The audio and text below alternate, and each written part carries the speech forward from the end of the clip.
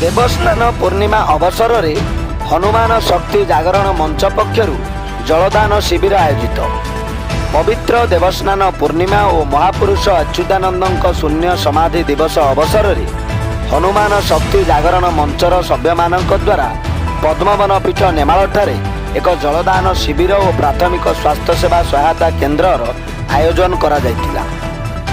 हिंदू जागरण मंच कटकर प्रमुख सभ्य तथा उदयमान युवक श्री सुब्रजित खुंटिया प्रत्यक्ष तत्वावधान में आयोजित शिविर को मांगा बीजेपी प्रार्थी श्रीजुक्त सुमंत घड़ाई आनुष्ठानिक भाव उद्घाटन करथिले।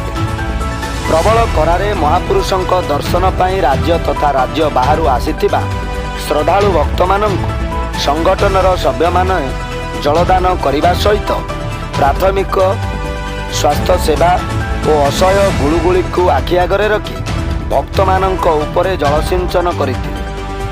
आजिका दुनिया रे आधुनिकतार द्वाई दे जेतेबेले युव समाज पथभ्रष्ट सेही भली समय रे संगठनर युवक मानकर एभली कार्य को देखि जलपान करुतिबा समस्त श्रद्धालु भूयसी प्रशंसा करने सहित साधुवाद जणाइथिले। एही शिविर रे सुब्रजित समेत सत्यजित बेउरा, राजेश बेउरा, राजेश साहू, आशीष कुमार, विश्वजित, शिपुनु और अन्य सभ्य माने उपस्थित थिले।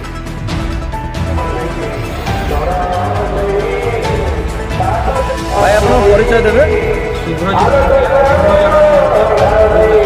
आज देवस्नान पूर्णिमा अवसर में आपण मैंने पद्मवन पीठ में जो जलदान शिविर बा प्राथमिक सहायता केन्द्र स्वास्थ्य सहायता केन्द्र कर प्रकार इच्छा कहीं निहती आम जो हिंदू जागरण मंच अच्छी सेवा सुरक्षा संस्कार उपर आम कम कर